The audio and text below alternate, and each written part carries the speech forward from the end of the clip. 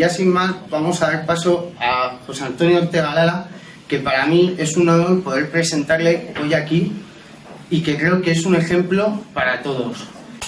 Espero que disfrutéis estas cañas, que aprendamos mucho de él, de todo lo que nos va a hablar y también, bueno, yo creo que a mí me dijeron que lo que cambia a las personas es el ejemplo, ¿no? Pues creo que José Antonio es una de las pocas personas que podemos tomar como ejemplo, ¿no? Para cambiar. Muchas gracias.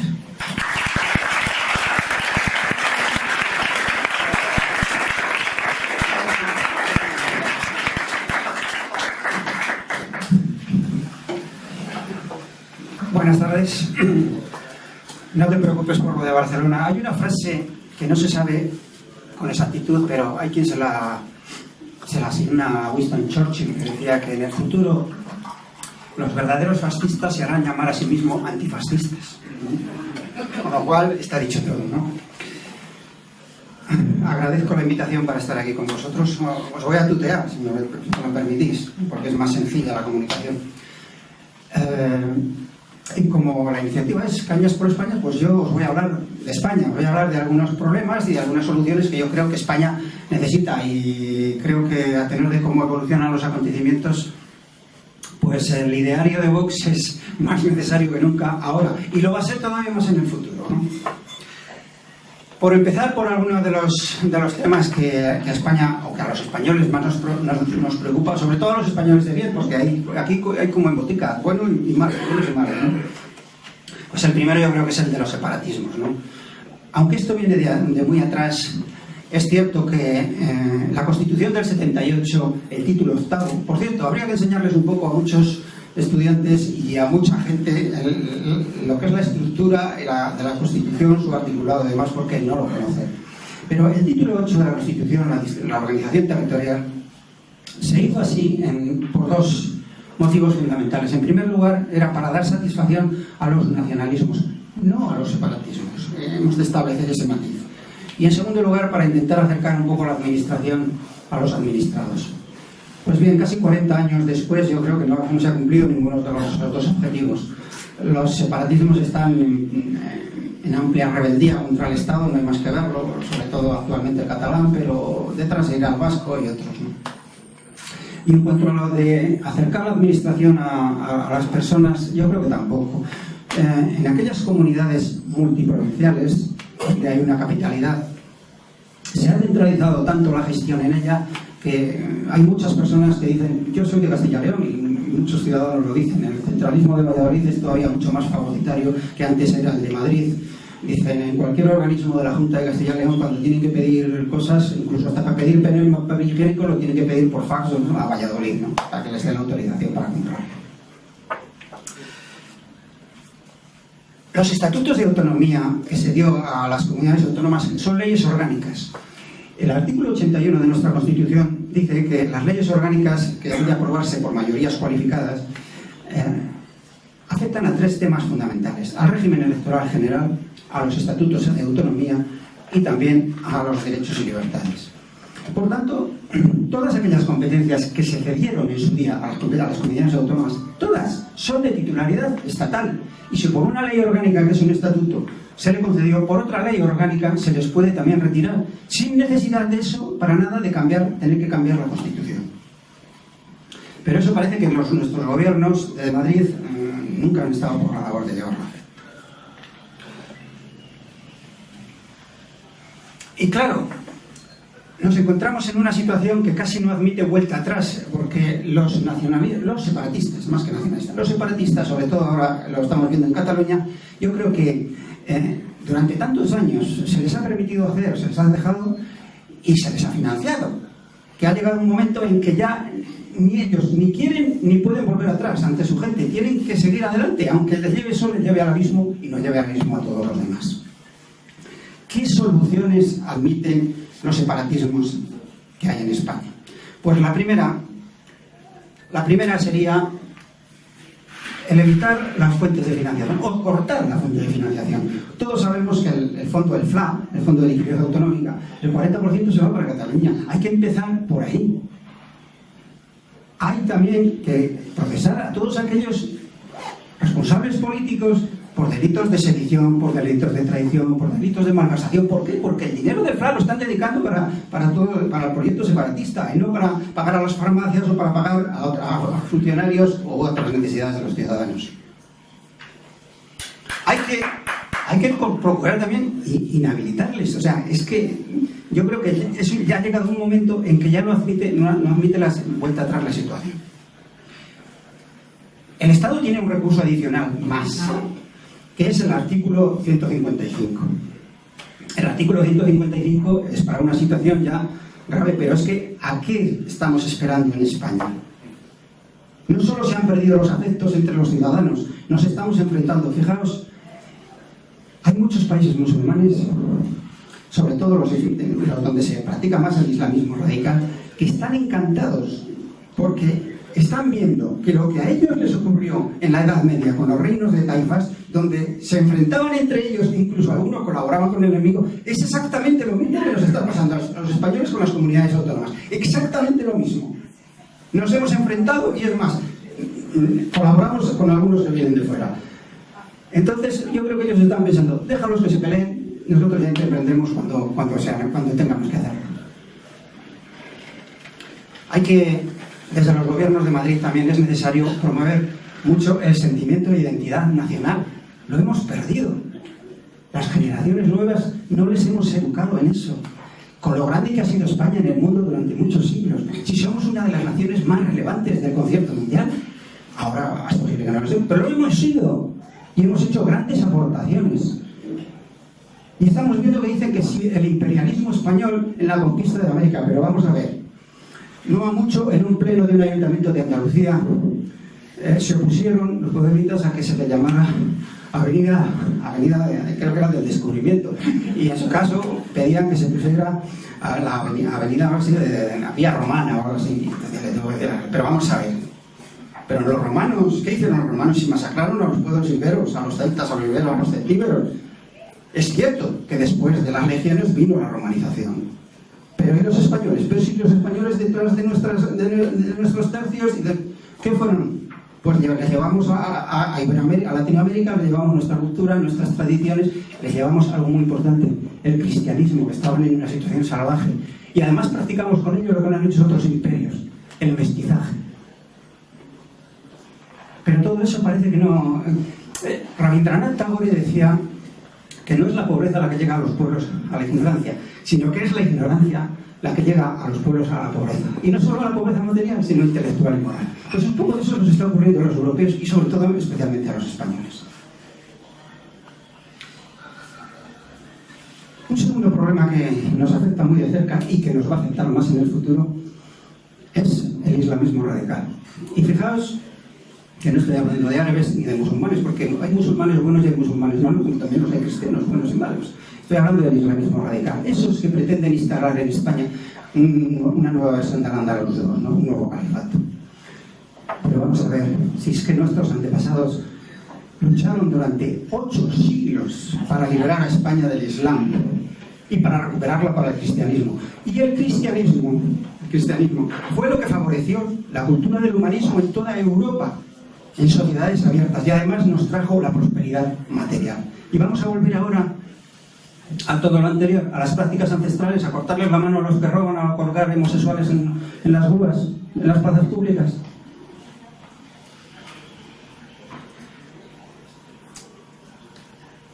Estamos asistiendo a una especie de invasión silenciosa. Los que sois más jóvenes quizá no os suene el nombre de Wally Boumediene. Los que sois más mayores, pues sabes, sí, probablemente. Fue un militar que jugó un papel muy importante en la independencia de Argelia de Francia, allá por el año 62. Pues Wally Boumediene en el año 1974 era presidente de Argelia. Ya sabéis cómo llegaron, era un militar, y ya sabéis cómo llegan los militares al poder, ¿no? No hace falta explicarlo. Y en aquel entonces tenía como ministro de Asuntos Exteriores a un tal Abdelaziz Bouteflika, que le correspondía por turno la presidencia de la ONU. Aprovechando esa circunstancia, fue a dar un discurso a la ONU. Y decía algo así. Dice, en el futuro, millones de ciudadanos del sur, dice, irrumpirán en el hemisferio norte. No decía Irán, decía, irrumpirán en el hemisferio norte. Y no lo harán de forma amistosa, sino que lo harán para conquistarlo. Dice, y lo conquistarán con sus hijos. Será el vientre de nuestras mujeres el que nos dé la victoria. Hace no mucho, creo que fue algo así como un mes aproximadamente, Tayyip Erdogan, el nuevo presidente turco, cuando no se les permitió a sus ministros dar mítines en Alemania y en Bélgica, les dijo, les arengó a sus correligionarios: vosotros sois el futuro de Europa, así es que tened 5 hijos. Está clarísimo, ¿no? No hace falta ser muy inteligente para... En Europa, como siempre nos hemos creído un poco superiores incluso al hermano americano, los americanos, ¿no? Nosotros hemos sido los intelectuales, ellos eran el gendarme del mundo, los norteamericanos, ¿no? Que luego, cuando no nos interesábamos, les decíamos Yankees go home, ¿no? Pero lo cierto es que siempre nos hemos creído un poco superiores a ellos. Y en Europa siempre hemos vivido un poco en la burbuja, sobre todo a partir de la Segunda Guerra Mundial, al albur del bienestar material, nos creíamos seguros. Y la verdad es que los terroristas del Daesh han cometido un grave error, y ha sido que han empezado a despertar la conciencia en Europa con esos atentados de Francia, de Alemania, de Bélgica, del Reino Unido. Si no, hasta entonces nosotros vivíamos, yo creo que felices en nuestro mundo ideal, ¿no? Y ¿cómo hemos empezado a reaccionar? Pues las primeras veces poníamos velas, encendíamos velas, depositábamos flores, guardábamos un minuto de silencio. Yo creo que ahora nos da un pasito más, y ahora por nuestra seguridad colocamos volardos donde va a haber un concierto o cosas de estas, ¿no? ¿Y qué será lo siguiente? ¿Vamos a tener que construir muros? Bueno, si no, se lo preguntamos a Trump, que de esto él sabe estar bastante, y sobre todo Bill Clinton, que sabe más que Trump, de construcción de muros, ¿no? Pues no, yo creo que tendremos que tomar alguna medida, ¿no? Visto cómo va el panorama.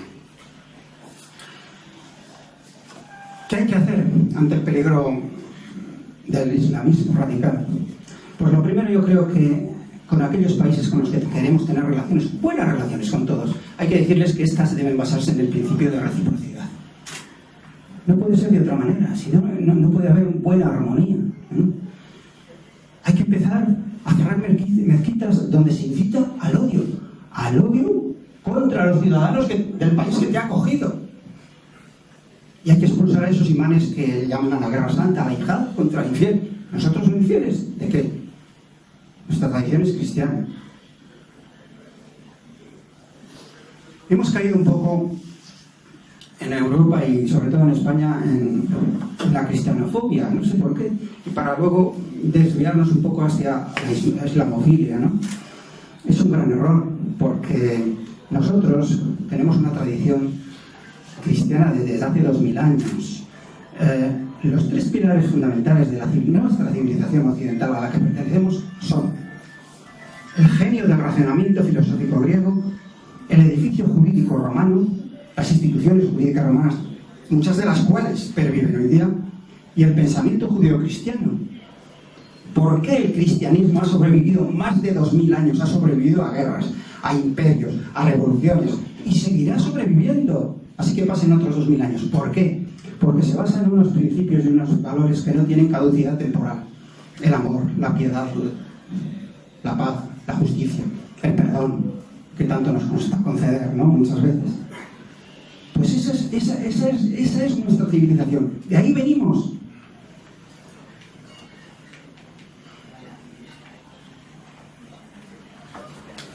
Se nos dice a los europeos también que somos muy solidarios, que no acogemos a los refugiados sirios, por ejemplo. Bueno, pues hagámoslo. Vamos a acoger Europa, que acoja a los refugiados sirios cristianos. Y Arabia Saudí, Emiratos Árabes, Kuwait, etcétera, etcétera, que acojan a los musulmanes, que son mucho más ricos que nosotros. Pero no lo hacen. Ya saben por qué. Porque siempre quieren hacer recaer la carga de la prueba y la culpa en la vieja Europa. Nosotros somos los culpables, presuntamente culpables, para ellos. ¿Y por qué tenemos que asumir esa carga? No es nuestra. Y por otro lado también, yo creo que hemos caído en una especie de como si nos hubiera picado el bicho de la justicia colectiva, ¿eh? El buenismo para todo. Y no todo el mundo es bueno. Tenemos que aceptar que hay personas que efectivamente, en una situación tan dramática, pues es bueno, incluso es conveniente que se les acoja, pero hay otros que no, porque entre col y col siempre viene una lechuga, ¿no? Hay que tener cuidado con esto. Otro problema que nos afecta mucho y que está vinculado con el anterior es la natalidad en España. Caminamos hacia lo que se denomina el suicidio demográfico. Y si esto sigue así, pues en 50 años España ya no será España, será otra cosa, ¿no? El índice de fertilidad de las mujeres en España actualmente es de 1,1. Algunas comunidades incluso que están rozando ya casi bajar del 1, ¿no? En Europa es el 1,3.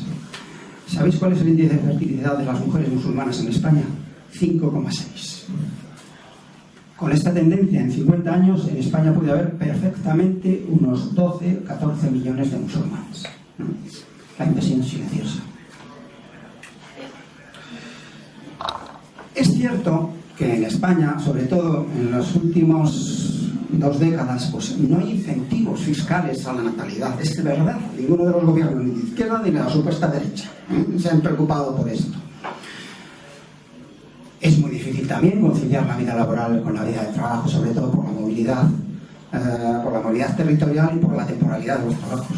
Pero hay otros elementos que influyen también. Y me vais a permitir que me mencione algunos. En algunos casos, pues, la superficialidad de las relaciones amorosas de pareja. Es que hoy, yo alguna vez le veo a mi hijo y digo, pero hijo, ¿pero cuántas novias tienes? Tenías una el mes pasado, ahora tienes otra. No puedo, digo, esto... Y es así, es como si salieran de caza. Hoy te pillo, aquí te mato. Y del mismo modo que se juntan, se separan. Es una cosa asombrosa, ¿no? Pero hay otros elementos que también han influido mucho, como son, sobre todo, la ideología de género. La ideología de género tiende, en última instancia, a destruir la familia. Nuestra familia, el modelo de nuestra familia nuclear, que estaba basada en abuelos, padres, hijos, nietos, y por vía colateral, tíos y sobrinos primos. Si consiguen destruir la familia, habrán desarmado moralmente a la sociedad. Y una sociedad desarmada, moralmente, los políticos estarán encantados, porque será mucho más fácil de manejarla y teledirigirla desde los medios de comunicación. Y otro elemento que influye mucho es el aborto. En España tenemos más de 100.000 abortos al año. La tasa de reposición en España sería de unos 500.000 nacimientos al año. Y actualmente no llegan a los 300.000, de los cuales más de 100.000 son ya prácticamente de extranjeros, pero bueno, dejemos ese punto aparte. Con 300.000 es insuficiente. Si esos 100.000 abortos pudieran salir adelante, los embarazos, tendríamos 100.000 nacimientos más, con lo cual tendría dos efectos muy positivos. En primer lugar, hijos que das a la patria, porque los que somos españoles algo tenemos que dejar al país, y lo primero que podemos dejar es los hijos. Si no dejamos relevo, nos vamos a quedar... ¿Qué dejamos a la nación, ¿no? Y en segundo lugar, les das la mayor alegría de su vida a esos padres que luego van a ser adoptantes, ¿no? Y os hablo de un padre adoptante, ¿no? Hay más de 50.000 parejas en España esperando una adopción, y ahora las adopciones internas en España es casi imposible, y las adopciones internacionales se han cerrado mucho también. Entonces, ese sería un elemento más que contribuiría. Y otro más serían, pues, los incentivos fiscales. Imaginemos que a un matrimonio con 2 hijos le dijera, bueno, usted habría que incentivar no el hecho del nacimiento, sino a través de la declaración de la renta, ¿eh? Es decir, al final del año, cuando des tu declaración, supongamos que te sale a pagar 1.000 euros, porque dijera el Estado te va a sufragar esos 1.000 euros que no vas a pagar, más otros 1.000 por cada hijo. Entonces, en vez de pagar 1.000, te vas a recibir 1.000. Y el que tuviera que, por ejemplo, el que le saliera positivo a devolver 1.000 euros, pues no van a ser 1.000, van a ser 1.000 más 2.000, 3.000. Esa sería una forma también de incentivar. Habría que establecer también programas de apoyo a las embarazadas para que puedan llevar a cabo su embarazo, porque hoy día cuando una embarazada va al hospital, lo primero que le proponen es que aborte, pero sistemático, ¿no? Es más, la inducen al aborto en muchos casos, ¿no? Ahí están Red Madre y otras, ¿no? que intentan paliar un poco todo esto, pero tendría que ser una conciencia general de los españoles en ver que el aborto es arrancar, es matar una vida humana. Hay quien dice, es que no se le reconoce, el derecho civil es cierto, no le reconoce como persona hasta 24 horas después del nacimiento, pero sigue siendo un ser humano. ¿Sabéis lo que hacían los espartanos, no? Con los recién nacidos que nacían con un defecto físico o psíquico? Pues llevaban a los sacerdotes del templo y cualquier defectillo que tuviera lo llevaban a un barranco que se llamaba la Pótetas y allí lo tiraban para que se sirviera de pasto a las cornejas, a los lobutes o a cualquier otra alimaña. ¿Y qué hacían los romanos con los traidores, con los criminales? Los arrastraban por la roca Tarpeya. Y nosotros los matamos antes de nacer, ¿no? Hombre, yo creo que 2000 años de evolución nos debieran haber servido para algo más que eso, ¿no? Hay que educar en valores, en la familia, lo que se ha hecho siempre. Yo creo que los niños, si somos capaces de inculcarles una serie de pautas y una serie de valores en la familia, salen con una personalidad ya más o menos definida. Es difícil que luego se puedan torcer o que se puedan... Pero si los padres abandonamos esa faceta que es nuestra obligación, porque no es obligación del colegio educarles, es obligación nuestra. El colegio tiene que instruirles, pero educarles es cosa nuestra. Y hoy asistimos a una cosa más, es los vientres de alquiler. Fijaos que en España los gobiernos de izquierdas y de derechas siempre tienden a pervertir el lenguaje para dulcificar luego el mensaje. Al aborto lo llamaban interrupción voluntaria del embarazo. A la eutanasia lo llamaban muerte digna o cuidados paliativos. Ahora los vientres de alquiler lo llaman maternidad subrogada. ¿Sabéis a qué me recuerda? Aunque la comparación no sé que sea muy acertada, pero a mí me recuerda, por mi situación personal, aquel lenguaje que utilizaba ETA, siempre cuando decía que iba a seguir matando, lo llamaba socialización del dolor. Siempre pervirtiendo para justificar y para que ese mensaje sea un poco más metabolizable por las personas. La educación. Aquí sí que con la Iglesia hemos topado, amigo Sancho. La educación en España. Hasta la Ilustración, básicamente hasta la Revolución Francesa, como sabéis, la Edad Media y sobre todo la Edad Moderna, sobre todo la Edad Media, el hombre influía mucho en la religión, en el hombre, ¿no? Había una serie de principios, una serie de valores que es los que determinaban la posición de un hombre y una mujer en el mundo y los que le daban un poco de sentido a su vida. ¿Cuáles eran algunos de esos valores? Primero estaba el respeto al principio de autoridad, siempre y cuando no fuera ejercida despóticamente, que de eso también había mucho a lo largo de la historia, ¿no? Pero había más. El respeto a las tradiciones, porque se basaban en la experiencia del conocimiento de siglos anteriores. El sentido del patriotismo también, la defensa de tu país y aquello que puedas aportar a tu país. No debes preguntarte tanto qué es lo que puede tu país hacer por ti, cuanto tú lo que puedes hacer por él. Y también estaba la religión, claro que sí. Pues todos esos valores, sobre todo a partir de la Segunda Guerra Mundial, y como decía antes, al albur del bienestar material, han ido siendo sustituidos por otros. Hoy tenemos el relativismo moral, el materialismo, el nihilismo existencialista, ese que niega todo tipo de autoridad o toda creencia, ¿no? El culto al cuerpo, la riqueza. Y estamos llegando a un punto en que, sin darnos cuenta, hemos caído en una especie de bucle que cada vez nos engulle un poquito más. Nos creamos necesidades, ¿no? Sin darnos cuenta quizá de que lo que realmente tenemos enfermo no es el cuerpo, sino a veces el alma. Nos hemos dejado seducir por el confort, ¿no? Y quiero tener un coche mejor que el de mi vecino, quiero tener una casa más grande, otra en el campo, a ver si puedo tener un marido o una mujer que sean guapos, buenas vacaciones. Pero todas esas necesidades realmente las tenemos o podemos prescindir de algunas de ellas. Y en la escuela tenemos la educación en la escuela. España, según los informes PISA, tiene uno de los niveles más altos de fracaso escolar.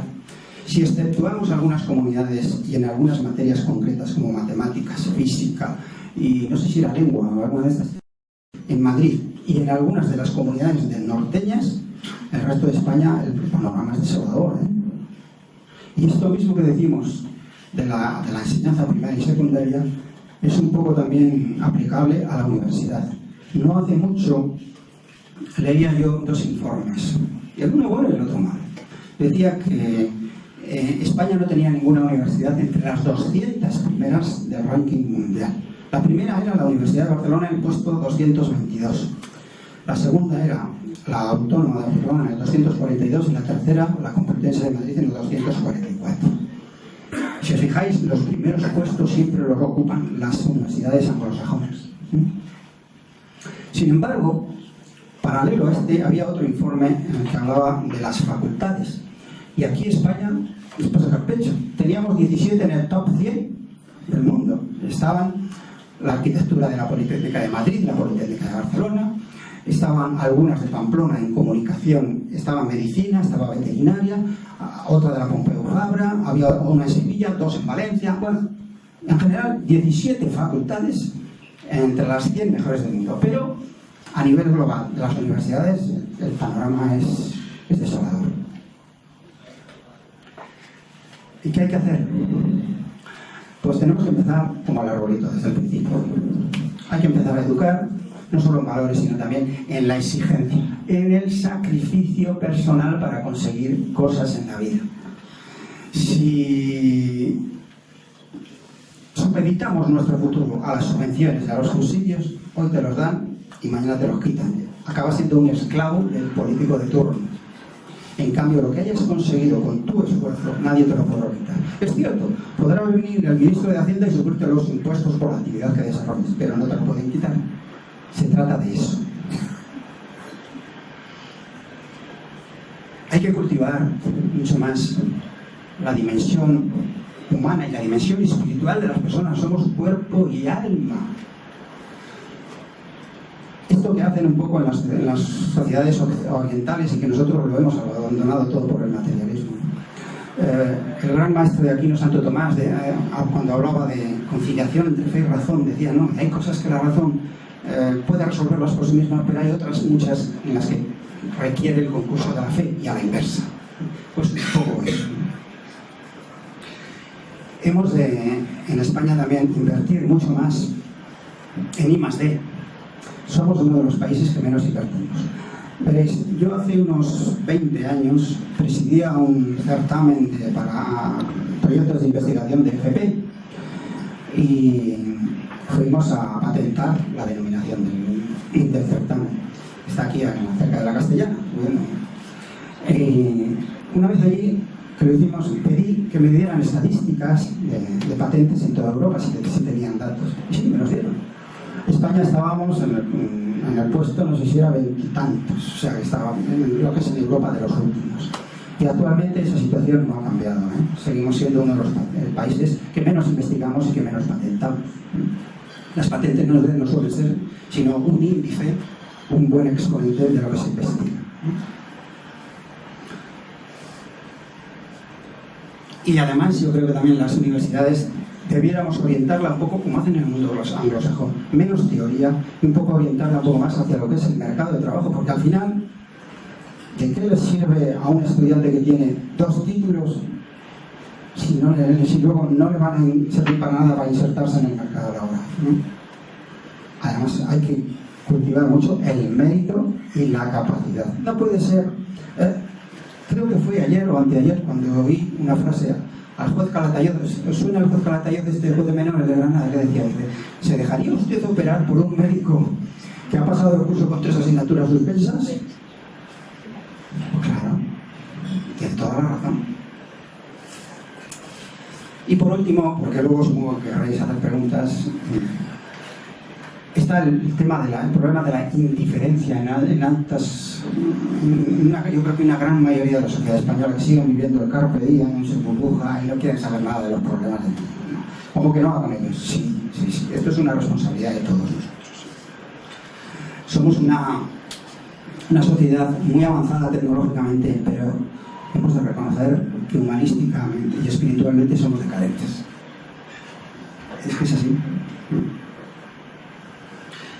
hay una falta de compromiso personal con causas justas y con causas que merecen la pena. Y también yo creo que en España tenemos una deficiente cultura democrática. Solo llevamos 40 años, claro, también es verdad. Somos unos piolos, unos jovencitos todavía, ¿no? Mientras que otros países llevan siglos de democracia. Y otro aspecto que nos está lastrando mucho y que está a la gente, yo creo que ya hartos de lo que está ocurriendo, es el de la corrupción, ¿no? Pero aquí hay que decir una cosa muy clara. A todos aquellos que aceptan la mentira y la corrupción y las malas prácticas para evitar una posible derrota electoral, hay que hacerles ver que más pronto que tarde tendrán las dos cosas. Tendrán mentira, tendrán corrupción y tendrán derrota electoral. No podemos aceptar esas malas prácticas porque va contra todos, contra los intereses de todos. No olvidemos que nuestros políticos en el fondo son un reflejo nuestro también, y nosotros en cierto modo somos la imagen de ellos. Son vasos comunicantes. Por tanto, si queremos empezar a solucionar las cosas, tenemos que empezar por nosotros mismos. ¿Y qué hay que hacer para solucionar un poco sobre todo el tema de la corrupción? Bueno, yo creo que lo primero es la justicia independiente.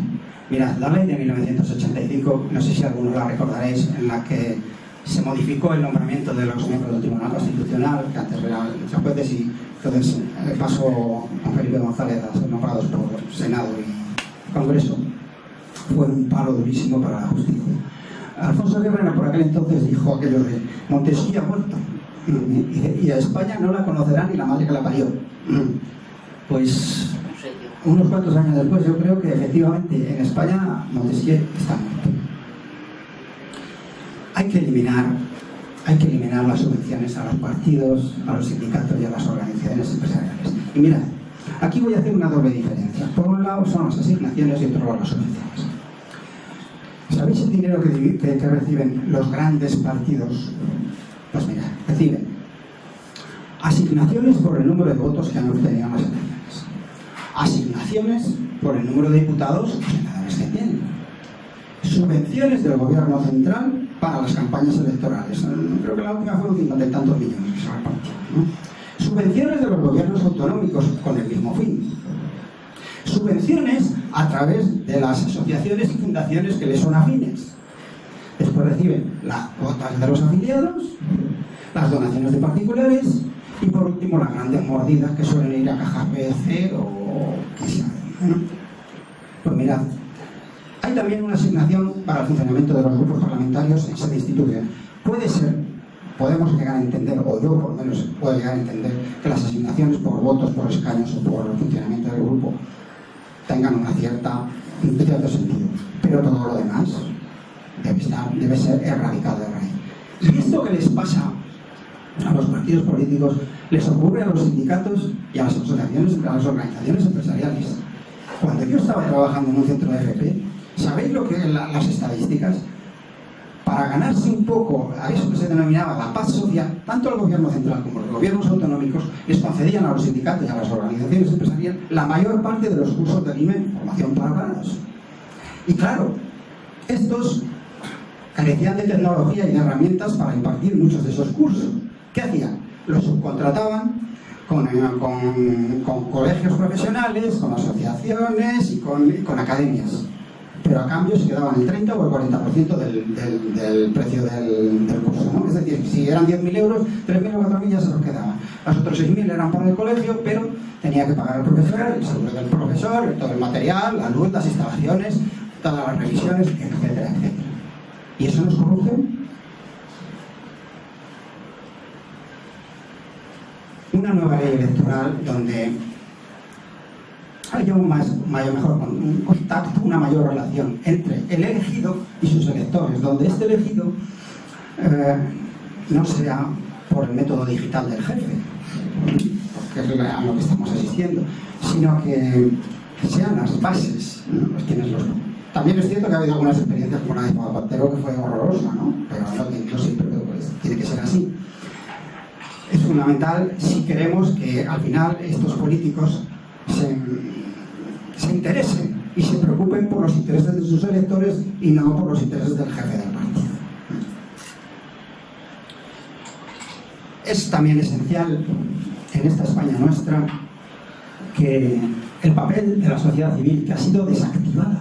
Llevamos algo así como 15 o 20 años en que los gobiernos han intentado desactivar todos los movimientos civiles que no les eran afines, ¿no? Y la sociedad civil debemos recuperar ese papel para actuar un poco como contrapoder de lo que hacen los políticos. Y también aquí juegan un papel esencial los medios de comunicación, que han de ser críticos, pero que también han de ser constructivos. Porque hoy muchos de ellos, en lugar de canales de información, parecen más instrumentos de poder y de adoctrinamiento de masas, en aras, pues, supongo que de unos determinados intereses legítimos, otros quizás más espurios. Pero el mal que afecta a la política afecta también a los medios de comunicación. Enrique me dijo que interviniera unos 15 minutos. Sí. No sé cuánto lleva. Más. Bueno, entonces ya lo he cumplido lo que me dice un buen amigo mío. Me dice, que además es cura. Siempre me dice que José Antonio, los sermones y los discursos tienen que parecerse a la minifalda. Y eso, dice, sí, mira, tienen que ser cortos, enseñar mucho y dejar una puerta abierta a la esperanza. O sea,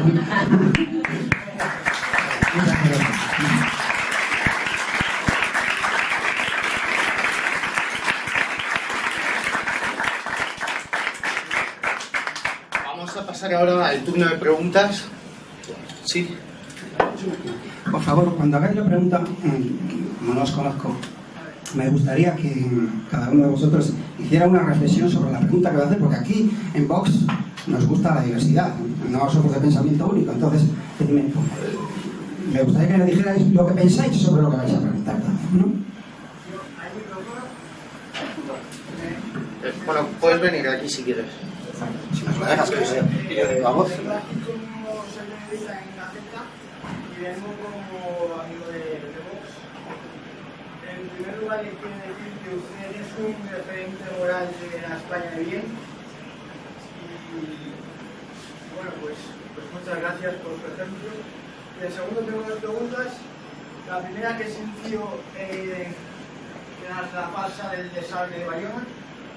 Y la segunda, que valore la actitud del Partido Popular y si cree que accederá a la infamia del acercamiento de presos. Gracias. Vale. Respecto a la primera, ¿qué sentí? Pues dolor, rabia, impotencia, muchas cosas, ¿no? No me esperaba otra cosa distinta, ¿eh? Y en cuanto a lo del Partido Popular, si accederá a la infamia del acercamiento, por supuesto que sí. No tengo que pagar ninguna duda. Es parte de la hoja de ruta negociada con Zapatero, y el Partido Popular en ese sentido pues ha continuado. Mirad, en esto del asunto de ETA, pues yo creo que los gobiernos de socialistas y también el Partido Popular, los unos digamos que les marcaron el camino y los otros les pusieron la alfombra roja, ¿no? Yo creo que ningún presidente, ni Zapatero ni ahora Rajoy, querían ver muertos encima de la mesa. Entonces lo más fácil era dejarles entrar en las instituciones, ¿no? Donde, por cierto, donde ahora disponen de dinero, poder e información para seguir con su único propósito, que es la de destruir España. ¿Para qué van a matar? Si viven como auténticos burgueses, con moqueta en el despacho, coche oficial y un gran salario y un gran sueldo. No tienen necesidad de ir pasando de un país a otro, de ir huyendo para que les persigan, o de tener que prepararse exhaustivamente los pasos de las mugas. Los pasos de las mugas sabéis que son los pasos de frontera, ¿no? Donde la Guardia Civil además ejercía un papel fundamental, ¿no? Y a muchos de ellos los cogieron ahí. Por tanto, sí, el Partido Popular, yo del Partido Popular, de este Partido Popular, ya no espero ninguna iniciativa buena. Cualquiera que venga de este Partido Popular en esa materia nace ya viciada de origen. Por tanto, no puedo decir más que eso. ¿Más? Sí. Bueno, yo con respecto a ETA tengo varias preguntas. Una tiene mucho que ver con eso. Estamos hablando de las claudicaciones de ETA, esta es del gobierno con ETA. Esta es una, de dejarles en las instituciones. Para usted, ¿cuáles han sido las otras claudicaciones del gobierno de Zapatero y de Rajoy con ETA? La fundamental es la de las instituciones, el dejarles llegar ahí. Luego pues está los acotamientos de penas. Mira, yo puedo entender que a un preso de ETA que no tiene delitos de sangre pueda llegar con el tiempo a salir a la calle, como ocurrió por ejemplo con ETA Político-Militar Séptima Asamblea. No sé si os sonará un poco esto, ¿no? que los rehabilitaron y salieron a la calle todos pero al que tiene 5, 6 o 8 o 10 asesinatos no lo puedo entender. Creo que, por cierto, el gobierno británico ha cedido a la extradición de Domingo de Toritiña, ¿no? ¿Sí? Me parece. Sí, me parece que ha sido una noticia de... Sí. ¿Y cuál era? Perdón, no sé cuál era la otra. No, bueno, aparte de dejarles en las instituciones, para usted, ¿cuáles han sido otras claudicaciones de los gobiernos? Pues he dicho lo de la liberación y lo de no cortarle las fuentes de financiación. Mirad, en los gobiernos de Aznar, que por cierto en esta materia fue muy eficaz, basó su política en 4 puntos: en la acción policial y judicial, en la iniciativa legislativa, cuando les declararon a HB, recordaréis, como una organización terrorista en las instituciones europeas, incluso en Norteamérica. Después, la iniciativa social en la calle y el corte de las fuentes de financiación, que como siempre es la madre del cordero. Si tú a alguien le cortas el dinero, acaba muriendo por inanición. Y eso con ETA hubiera ocurrido ya hace mucho tiempo, pero estamos en lo que estamos. Bueno, ¿puedo preguntar otra? Sí. Usted está hablando del perdón. ¿Ha perdonado? Sí. Esta pregunta tiene mía. Me vas a permitir que me remonte un poco al 1 de julio de 1997 en el cuartel de Inchaurrón. No te preocupes porque, como ya he dicho muchas veces, ya no me duele tanto decirlo. En aquel entonces, en aquel momento, llegó mi cuñado sacerdote y yo le dije: no te preocupes, hija, no estoy loco, estoy muy tocado, pero no estoy loco. Y le dije: yo creo que esto va a ser, para mí, yo creo que como cristiano no será difícil perdonar. Caso de error el mío. A mí me ha costado casi 15 años poder perdonar, pero también es cierto que os reconozco que una vez conseguido te liberas de un gran peso. ¿Sabéis por qué?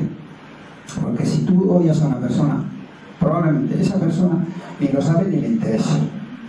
Y en segundo lugar, estás transmitiendo todo tu odio a tu clima familiar, a tus parientes más cercanos. En el fondo, el perdón, que no solo es una obligación del moral del cristiano, es también una liberación.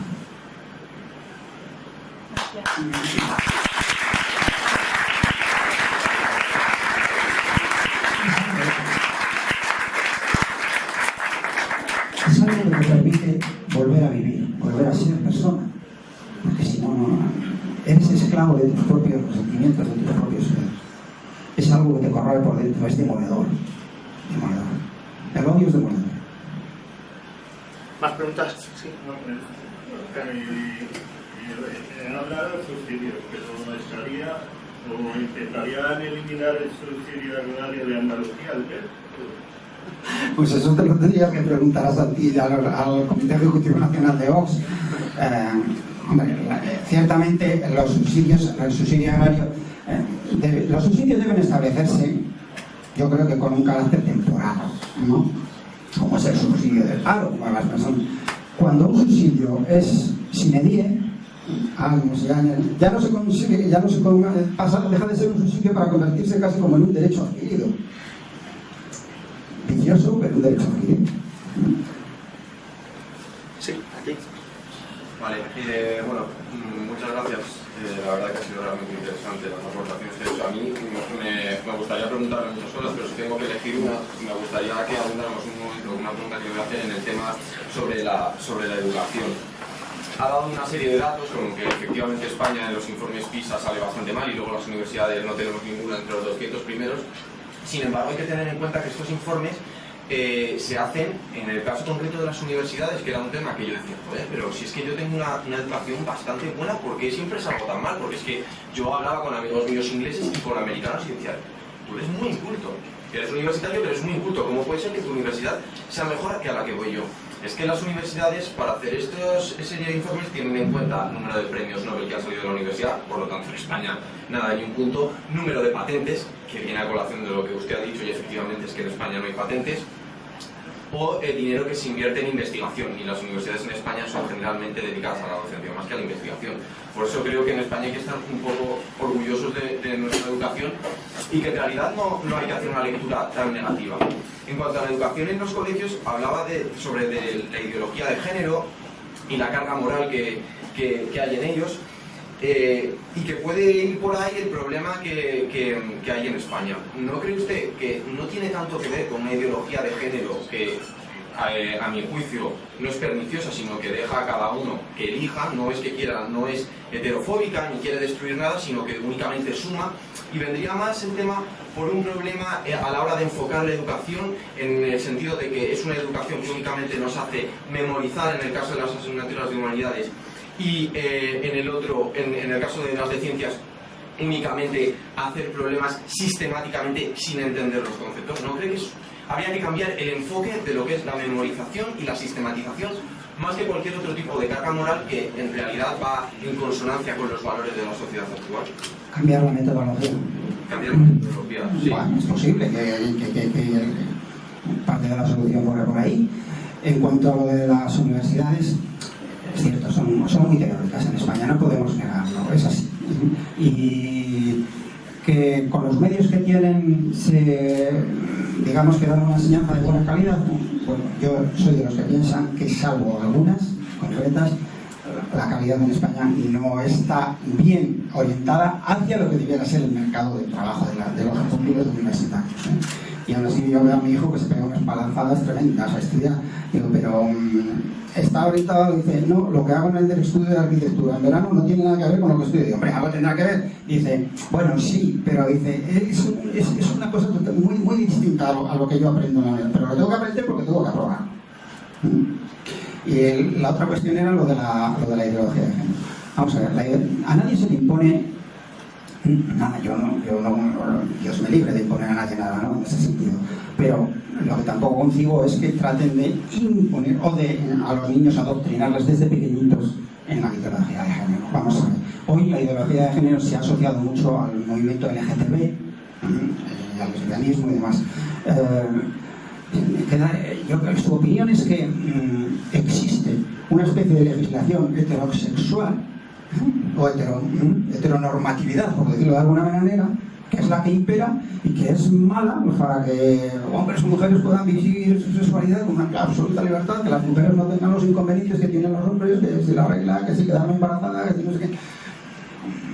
En fin, yo entiendo que cada uno puede vivir con libertad, pero también es verdad que hoy desde pequeños en los colegios se les está enseñando a los niños que las relaciones homofóbicas, que bueno, es algo normalito, es normal. No es las relaciones, homosexuales, no homosexuales. ¿Vale? Tienen derecho a eso. Os puedo contar un detalle que me ocurrió a mí el otro día en un área de descanso de Notovia. Estaba yo esperando a un amigo y se me acerca un señor. Mira. Bueno, están tranquilos. Hasta que tanto miraba que le dije, buenas tardes. Y de ¿qué hay aquí? Digo, pues estoy esperando a un amigo. Y dice, ya tienes pareja, pues entonces no tengo esto. Cuando se lo conté a mi mujer se estuvo desternillando de risa por el tipo de historia, ¿no? En fin, quiero decir que cada uno tiene una orientación sexual hecha, por supuesto, es sagrada, hay que respetarlo. Pero del mismo modo que se acusa a los heterosexuales de imponer en el pasado su doctrina, ahora también hemos de tener cuidado de que no sea lo contrario. ¿Más preguntas? Sí. Yo creo fielmente en la libertad sexual, pero me llama la atención, por ejemplo, el tema que ha ocurrido con la compañera Alicia Rubio. ¿Qué opina usted sobre eso? Que una persona que esté luchando contra la ideología de género le afecte en su trabajo de la manera que la ha afectado, o sea, se ha cesado a una persona por tener una ideología contraria a lo políticamente correcto. Ya, pero eso les ha pasado a los pioneros a lo largo de la historia, siempre. El primero que va es el que paga el pato. Alicia defiende su punto de vista y lo defiende con argumentos. O sea, lo que es inadmisible es el vandalismo y las actitudes contra esta persona simplemente porque manifiesta su forma de pensar. ¿Será más acertada que otra? Pues uno tendrá una opinión, otro tendrá otra, distinta, ¿no? Pero en España tenemos que aprender un poco más la cultura de la tolerancia, ¿eh? Si no, veáis, yo creo que Nosotros, yo voy para 60, nos educamos un poco en el miedo a nuestros padres, es verdad, ¿eh? El respeto era un poco miedo también, ¿no? Yo creo que eso, la generación nuestra, nosotros ya educamos a nuestros hijos para intentarnos darles muchas de las cosas que nosotros no habíamos tenido. Y quizás también nos equivocamos un poco en que no les exigimos un poquito. El juez Calatayud dice, si no educas al arbolito, al final se convertirá en un pequeño tirano, ¿no? Sus padres. No sé si llegará tan lejos, pero sí es cierto que educarles en la exigencia es bueno, y en los valores. Yo creo en los valores tradicionales que siempre, y por tanto lo digo así abiertamente, habrá otras personas que no los compartan en absoluto. Bueno, pero yo respeto a esas personas y también pido y exijo que se respeten lo que yo creo. Sí. Buenas tardes. ¿Por qué en pleno siglo XXI hay censura a voz en los medios de comunicación, prensa, radio, televisión, la de España, la de Narcoque, todas? Un poquito antes reímos menos alto, pero ahora nosotros últimamente ya ni los nombres. Entonces reconoció que a ustedes votó en la elección europea, pero que yo me quedo alucinado porque en la España profunda voz no se conoce. Yo uno conoce a Pablito, a Alberto, a los de allá arriba, a los de Barcelona y a vos. Me parece que la única referencia que nos queda que puede salvar este desastre, porque ya se puede tomar un precipicio y es que no se conoce. Todos no se conocen. La España profunda, ¿qué es eso? Porque Vox propone cosas que son peligrosas para el establishment, ¿no? Propone una serie de valores, una serie de principios, hace una serie de propuestas que les descabalgarían a muchos de ellos, ¿no? Y claro, hay que intentar cambiar algunas cosas para que todo siga igual. Y si eso ocurre entre los políticos, entre los medios de comunicación, estamos exactamente lo mismo, ¿no? O sea que aquí tanto tienes, tanto vales. Y como decía la canción del, ¿cómo se llama el cantante este del último de la fila? Manolo García, ¿no? Y los que no tienes, pues a galeras o remas. Pues un poco esto es lo que ocurre con Vox, ¿no? Pero en Vox tenemos una cosa buena. Estamos sembrando. Nos ha tocado la parte mala. Tenemos que pasar nuestra travesía del desierto y va a ser larga. Pero lo estamos haciendo por convicción. A Vox no hemos venido a medrar. Yo por lo menos no, y creo que los que están tampoco. Es más, hemos venido a sufrir y a padecer, ¿no? Casi como los cristianos perseguidos en la época, ¿no? También, por cierto, has mencionado la Iglesia. Voy a ser ahora muy duro, no con la Iglesia, sino con algunos representantes de la Iglesia. ¿Quién hace Iglesia en este mundo actual? Pues hacen Iglesia los párrocos que con muy pocos medios materiales administran los sacramentos, a los fieles, atienden a las personas, dan catequesis, etc. Crean Iglesia. Cualquier persona, cualquier cristiano que va por el mundo orgulloso de serlo, aunque sepa que le van a vilipendiar, le van a insultar. Hacen Iglesia a nuestros misioneros, que eso sí que tienen mérito, que dedican toda su vida a los desheredados de la tierra. Hacen Iglesia muchas organizaciones de la Iglesia Católica que atienden a los pobres, a los comunidades sociales. Hacen Iglesia las órdenes religiosas en la educación, las monjitas que cuidan de desamparados y de ancianos y de enfermos a los que, me vais a perdonar la expresión, le limpian el culo cuando eso lo tenían que hacer con sus familiares en el sistema de salud. Yo no creo que hagan mucha Iglesia, me vais a perdonar la expresión, ni la Curia Vaticana ni la Conferencia Episcopal, que quede que os diga, porque muy acomodados en sus palacios episcopales de invierno y de verano, cada vez se parecen más a los mercaderes del templo del pasaje evangélico, todo por la pasta. Si no por una subvención del Estado, es por un canal de TDT o por una publicidad institucional. No digo que todos, pero algunos han olvidado que ser cristiano implica riesgo de persecución e incluso riesgo de martirio. Quizás debieran hacer una pequeña reflexión sobre esta cuestión. Sí. Buenas tardes. Tuve la oportunidad de escuchar el testimonio en vivo cuando vino la oferta que nos toca, cuando la oferta aquí en Madrid. Y la verdad que me impactó, y no sé si brevemente, si no tiene inconveniente, darnos un poquito la evolución de su fe, su vida, Vale. propósito de lo que he dicho antes, a pesar de todo esto de la Curia Vaticana, a mí ellos no me van a hacer perder la fe en Dios nunca, ¿eh? Otra cosa es que pueda perder la confianza en ellos, pero la fe de eso ni hablar. ¿Cómo ha evolucionado mi fe? Una vez más, me vas a perdonar, me remonto a un agujero de 2,40 de largo por 1,70 de ancho, por 1,70 de alto en las esquinas y 1,90 en la parte central. Oscuridad aproximada 16 horas, con otras 8 horas de luz, un poco al ojo. Imaginaos una persona que es casi ya un guiñapo, ¿no? Humano. Yo rezaba todos los días, os aseguro que rezaba mucho más que lo que rezo ahora, ¿eh? No hay día que no me vaya a la cama sin... Por cierto, que sería bueno que todos lo hiciéramos, ¿no? Irnos a la cama y decir, ¿qué he hecho? 2 minutitos. ¿Qué he hecho hoy bien? ¿Qué he hecho hoy mal? Lo que he hecho mal, a ver si mañana lo corrijo y intento superarlo, ¿no? Yo rezaba mucho. A mí me enseñaron...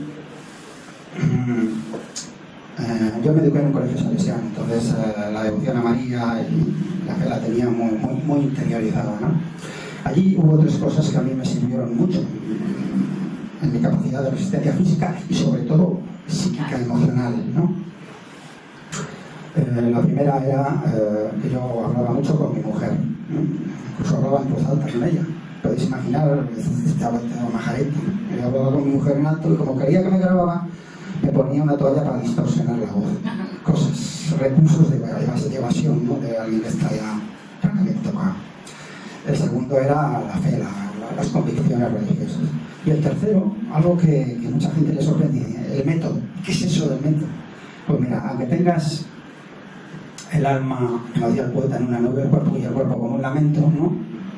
Pues yo todos los días me levantaba, me aseaba, rezaba, leía cuando podía, hacía ejercicios, limpiaba el habitáculo por donde rezumaba la humedad, lo limpiaba 4 o 5 veces al día, daba lo mismo, pero había que hacerlo, era una obligación. Todo eso te mantiene activo. Eso y además los mecanismos de evasión exteriores que utilizan, ¿no? Por lo tanto, yo pensaba cuando que mi fe se iba a debilitar, que se iba a destruir. Y cuando le dije a mi coño, tranquilo que estoy muy mal, pero no estoy loco. Pues no, mi fe no se vino abajo. Es más, yo diría que incluso salí fortalecido de aquella experiencia, que por cierto no se la recomiendo a nadie, iros mejor de vacaciones a cualquier sitio, esas cosas ni mencionarlas. Pero sí, sigo siendo yo una persona creyente, porque para mí ahora, yo supongo que para vosotros es tan fácil ser creyente en una situación favorable, ¿no? Lo difícil es las situaciones como aquella, ¿no? Pero sí, bueno, sigo siendo cristiano, no soy el mejor de todos, supongo que tampoco el peor, ¿no? Un término medio, ¿no? ¿Más preguntas? Sí. Bueno, lo siento, voy a insistir. ¿Usted qué entiende por justicia hacia las víctimas del terrorismo? ¿Dado este hecho justicia? No. Eso no es rotundo, vamos a ver. Estas personas que, sobre todo los asesinados, ¿no? Que dieron su vida por el Estado de Derecho y por nuestras libertades, pues si hubiera prosperado el proyecto totalitario de ETA, pues otro gallo no cantarían estos momentos. Esas personas merecían memoria, merecen dignidad, merecen justicia. A mí me dolió mucho hace cosa de unos meses cuando el ministro de Justicia dijo que había que olvidarse de ETA. Me dolió porque no hay que olvidarse de ETA. Hay que superar, hay que vencer a ETA, pero no olvidarse, porque no se puede olvidar a esas personas que dieron su vida. Yo por lo menos no estoy dispuesto a olvidarlas. No podemos olvidar tampoco que esas personas, como he dicho antes, merecían memoria y dignidad, y el ministro les ofrece olvido. No, el olvido no solo es incongruente, sino que sería un gran error, porque estaríamos condenados a repetir la historia. Y eso es lo que no podemos, lo que no queremos para nuestros hijos. A ETA hay que vencerla desde las instituciones, no desde los GAL, no, desde las instituciones, con la ley en la mano, pero eso sí, con todos los instrumentos de la ley en la mano, uno por uno, no solo con unos pocos, porque al final nos están vendiendo medias mentiras o medias verdades que son las peores mentiras. No sé si contestaba un poco a su pregunta. ¿Más preguntas? La primera.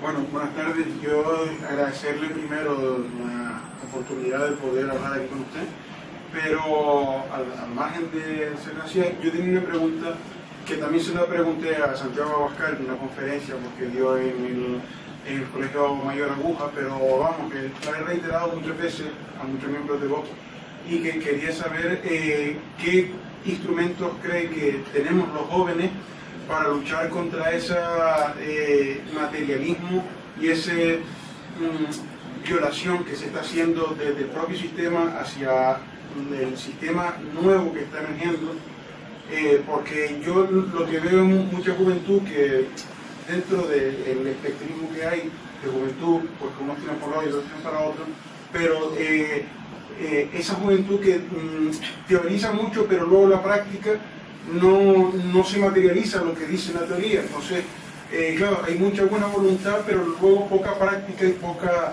Entonces, ¿qué instrumentos podríamos tener?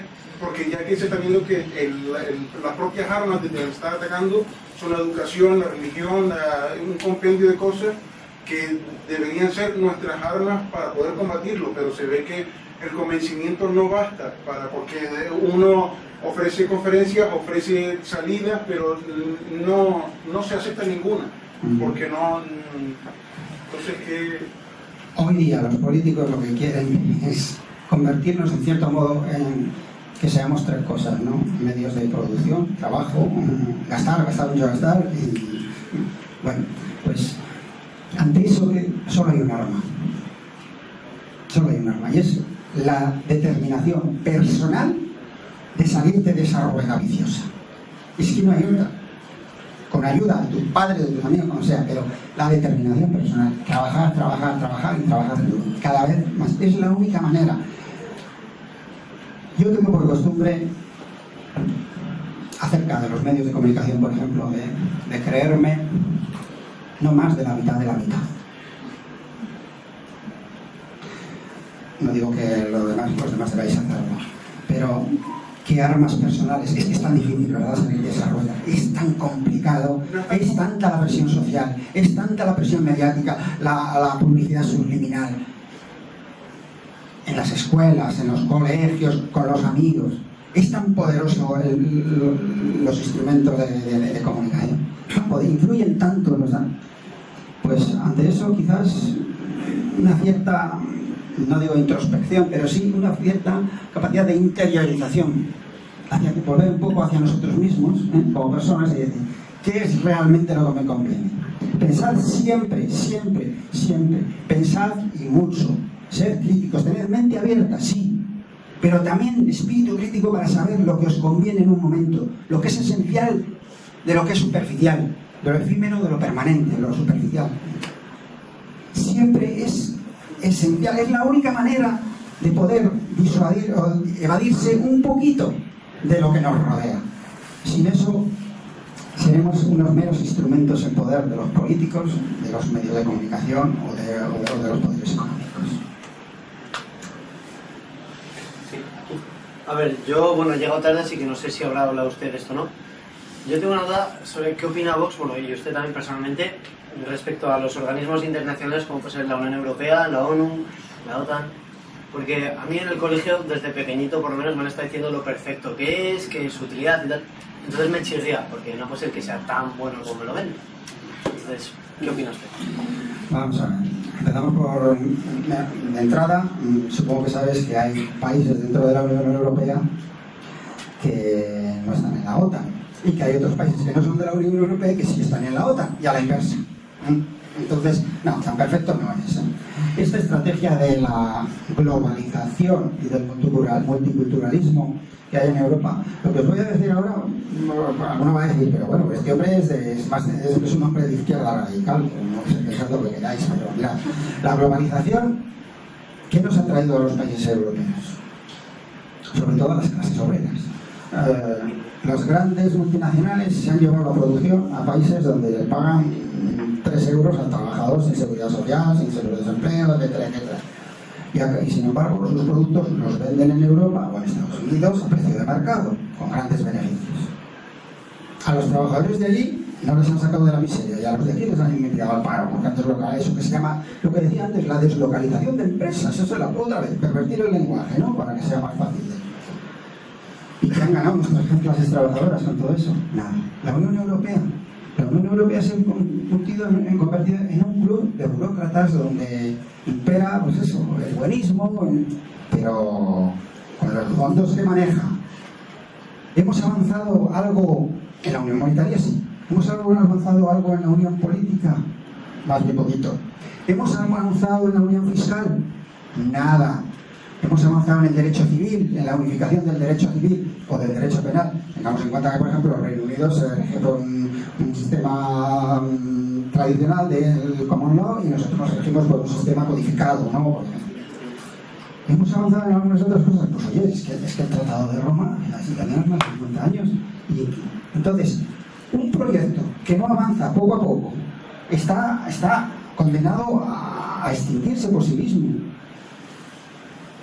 Yo creo más en la Europa de las naciones que en la Europa de las federaciones. Porque ¿sabéis qué ocurre con esto de las federaciones? Siempre hay estados federados de primera, de segunda y de tercera. ¿Te puedes imaginar en cuál estaríamos nosotros, no? Y luego, pues yo creo también algo que cometimos el grave error en la Constitución Europea de renunciar a nuestras raíces cristianas. Sabéis que se eliminó expresamente la referencia a la tradición, al origen de la tradición cristiana de nuestro de Europa. Pues es que nosotros mismos nos estamos ganando un poco lo que nos está pasando, ¿eh? Yo no digo que haya que excluir, porque no es así. Nosotros tenemos que ser, si somos una civilización acomodada, tenemos que ser solidarios con los demás, pero no tenemos que ser tontos, ¿eh? Una cosa es ser bueno y otra cosa es ser.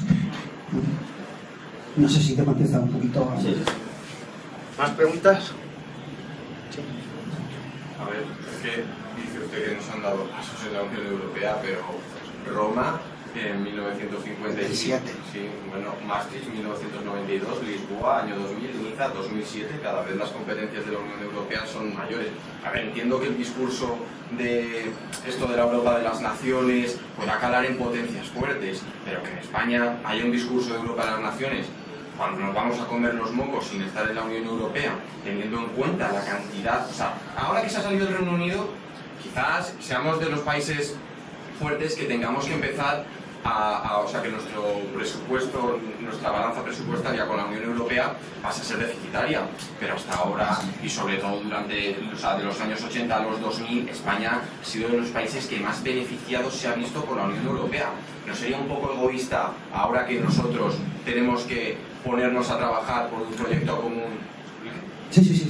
Ponernos a trabajar por un proyecto común ahora que tenemos que ser un país que ayude a otros que estén más necesitados, digamos, nos piramos. No, es que yo no he dicho eso. Vamos a ver. Mira, cuando España entramos en el año 86, ¿no?, en la Unión Europea, las condiciones fueron muy duras para España, ¿eh? Tuvimos que renunciar, por ejemplo, desmantelamos nuestra minería, gran parte de la minería, los astilleros también, desmantelamos los altos hornos, desmantelamos gran parte de las explotaciones ganaderas, las cuotas de leche nos la dejaron por los suelos, de agrarias y demás. Es cierto, recibimos muchísimo dinero para infraestructuras, pero vayamos 30 años después, ahora que empezamos a ser países aportantes netos, ¿no?, a la Unión Europea, ¿hemos dedicado todos esos recursos en la buena dirección? Pero eso no es culpa de la Unión Europea. Ya, de acuerdo, no es culpa de la Unión Europea en ese caso concreto, ¿vale? No lo hemos hecho. Y ahora, de todo lo que perdimos en su día, no vamos a recuperar nada. Y sin embargo, vamos a tener que ser contribuyentes netos a otros países que se están incorporando y que probablemente les ocurra como a nosotros dentro de 30 o 40 años.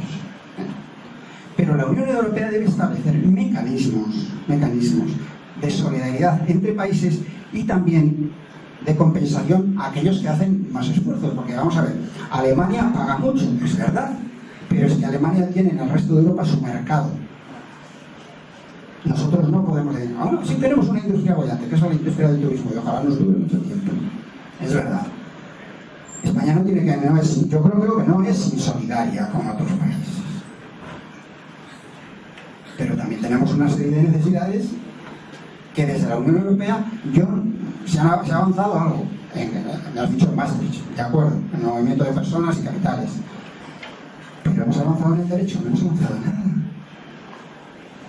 Si queremos una integración verdadera, tendríamos que ser un modelo parecido a los Estados Unidos de Norteamérica o no sé, algo así, o a Canadá, por ejemplo, que también son 5, ¿no? En Europa, ahora cada uno va en una dirección distinta. Es que estamos viendo los países del este que con el problema de la inmigración se plantan. Cuando a España y a Italia les tocó las inmigraciones de África, los del norte no quisieron saber nada. Ay, perdóname, pero es que de verdad, es que la Unión Europea parece una jaula de grillos. Yo creo que deben volver un poco al Tratado de Roma y decir, señores, si nos hemos desviado un poco del camino, volvamos, retomemos y empecemos. Y empecemos otra vez a hacer lo que quizás tenían que haber hecho antes. España es ahora un país, pues sí, puede ser que no seamos uno de los países más poderosos de la Unión, pero seguimos teniendo un índice de paro cercano al 20%, una dependencia energética brutal. No, para nuestros hijos, para vosotros que sois nuestros hijos, o la generación de nuestros hijos, el panorama es demoledor, ¿eh? Tenemos una deuda pública que supera el 100% del PIB. Por dar algunos datos, con Aznar, la deuda española quedó situada aproximadamente en el 47% del PIB. Con Zapatero llegó al 68%, perdón, el 78%. Y con Rajoy ya superó el 100%. Entonces, dime qué herencia vamos a dejar a las generaciones que vienen detrás. ¿Cuánto van a poder pagar eso? Si es que van a vivir hipotecados toda su vida, por lo que nosotros, o la Unión Europea, ha hecho mal también, no solo nosotros, la Unión Europea también ha hecho muchas cosas mal, ¿eh? Muchas cosas mal. Y sobre todo, yo creo que hay que exigirles esfuerzo y trabajo, porque, chicos, aquello parece un club de élite, ¿no? Entonces, los países que están más en la periferia, pues no me extraña que algunos digan, venga, creíamos que esto era otra cosa. Sí, ¿cómo se puede decir, bueno, si tú me puedes responder a esta pregunta, se podría decir que esta tiene una base fundamentada en unos valores católicos o cristianos? Vamos a ver, Vox, como todo partido, debe ser aconfesional. El Estado dice es aconfesional, ¿no? A mí los Vox tienen que ser aconfesional. Yo soy cristiano católico. Muchos de sus militantes no son, pero en sus estatutos Vox no puede poner que es cristiano católico apostólico romano. ¿No? ¿Entiendes? Si no lo puede poner, si hay muchos integrantes de Vox, que podemos decir que son católicos, que apoyan a Vox, ¿dónde quedan los inmigrantes de Siria? ¿Perdón? ¿Dónde quedan? ¿Dónde quedan los inmigrantes de Siria, los refugiados? ¿Los cristianos? Claro, los refugiados que salen de Siria sí. Por el periodo. ¿Dónde quedan? O sea, ¿por qué no cogemos y decimos, tenemos unos valores cristianos, unos valores católicos, vamos a cogerles? Yo creo que lo he dicho antes, ¿no? Me parece que he dicho... No, yo creo que he dicho antes que por qué Europa no acoge a todos los refugiados cristianos y los países árabes como Kuwait, Emiratos, acogen... Claro, pues hizo un bloqueo para traer... Arabia Saudí acogen a los musulmanes. Claro que es una obligación nuestra, pero, insisto. Puede decir, bueno, es que si solo a los cristianos, eso es islamofobia. No es islamofobia. Vayamos un poco, porque el gran problema de la inmigración, amigo, no es la inmigración en sí, sino la integración, o mejor dicho, la falta de integración.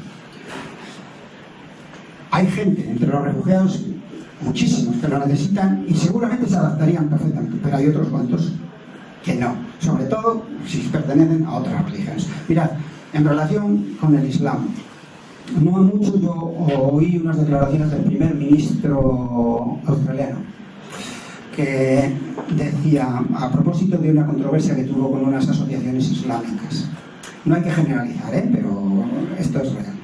Él le dijo, bueno, a ustedes no les gusta nuestro país, no les gustan nuestras costumbres, no les gusta nuestra comida, nuestro modelo educativo, no les gusta nuestro modelo político. Pues han venido ustedes a Australia, nosotros somos lo que somos. Si no les gusta, pues recuerdo que les dijo, la puerta de salida la tienen ustedes abierta permanentemente. O sea, el problema que está teniendo Francia ahora y Alemania no es con los inmigrantes de primera generación, aquellos que vinieron a trabajar. Está ocurriendo con los de segunda y con los de tercera, que, digamos, educados en una cultura de tolerancia, sin embargo se han vuelto más intransigentes. También es cierto un factor que eso sí que es culpa nuestra, de los países europeos. Hemos acogido a muchos sin posibilidades de darles un trabajo, teniéndoles en la calle o en guetos. Y ese es el caldo de cultivo perfecto para los radicales islámicos, pero perfecto. Ese fue un error nuestro. Tenemos que acoger a los que podamos. Solidarios, claro que sí, pero yo creo que España no podría decir hoy día, como dijo la señora Merkel, aquí caben 3 o 4 o 5 millones. Sería imposible, inasumible para nosotros. ¿Más preguntas?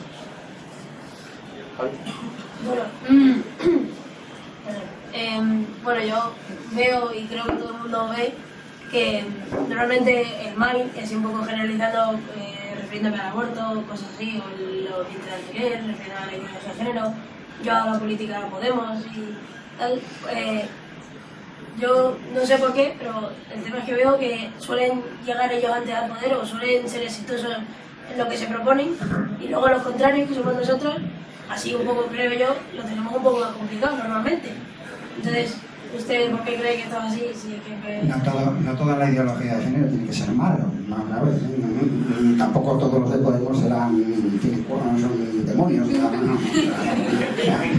Vamos a ver, hay buenos y malos en todas partes, ¿no? Pero hay una frase que no sé de quién era que decía, dice, para que los malos triunfen, basta con que los buenos no hagan nada. Y es un poco lo que nos está ocurriendo. Que los buenos nos creemos, o muchas veces se cree buena y somos, tenemos menos iniciativa. Porque ellos sí es cierto que tienen claro, por ejemplo, te has referido a Podemos, ellos tienen clarísimo que tienen que estar todos los días y a todas las horas en los medios de comunicación, que esa es su plataforma de lanzamiento. Eso tú se lo preguntas a una persona, a otra persona y no se lo plantea así, ¿no? No lo ve así como una necesidad de estar todos los días en Candelero. Pero yo sí. ¿Más preguntas? ¿Por aquí, por el fondo?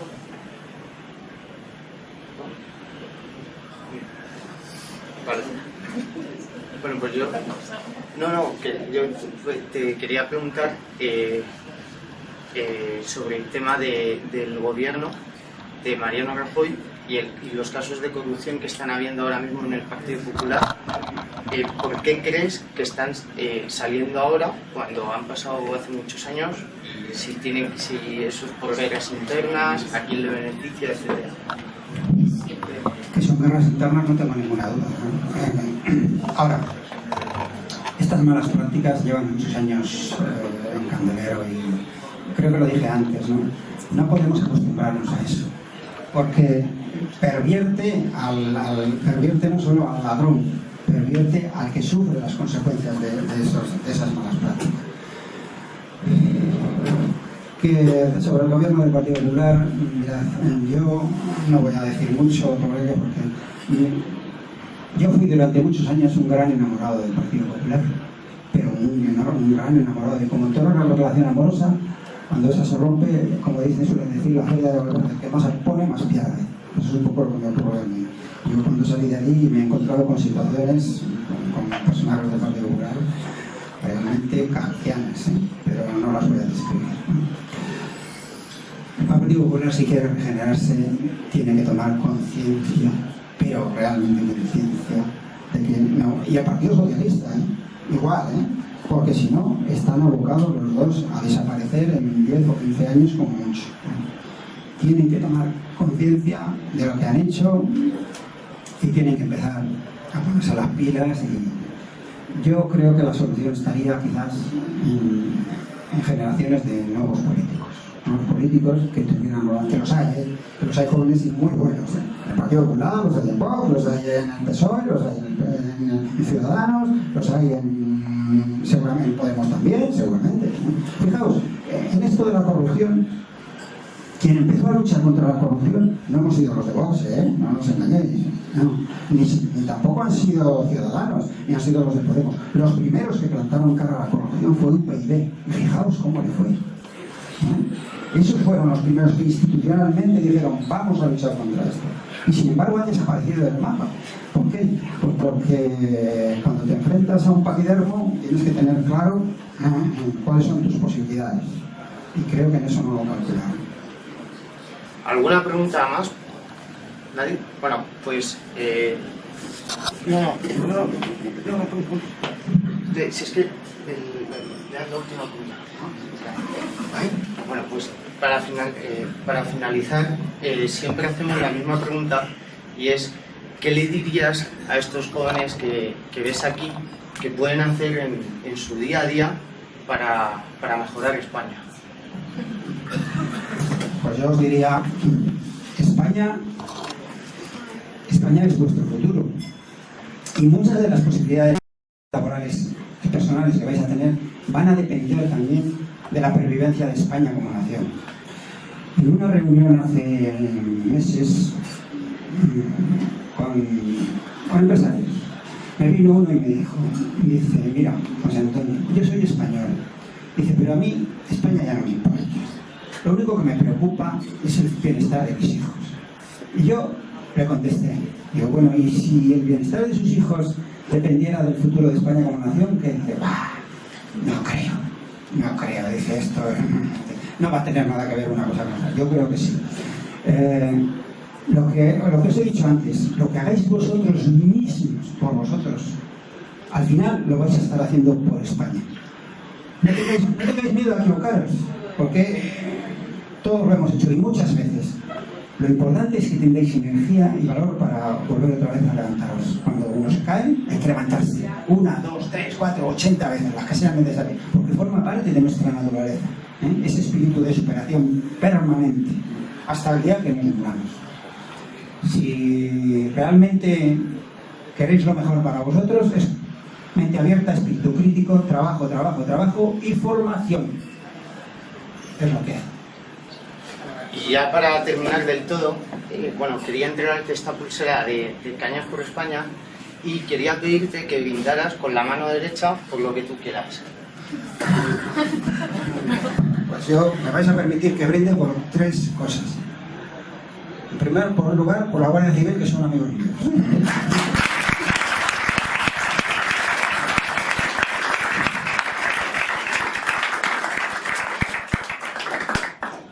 Nuestros hijos y nietos, si algún día los conocemos, que es lo que más queremos en el mundo, y por nuestra nación, por España, con fronteras y todo, pero por España.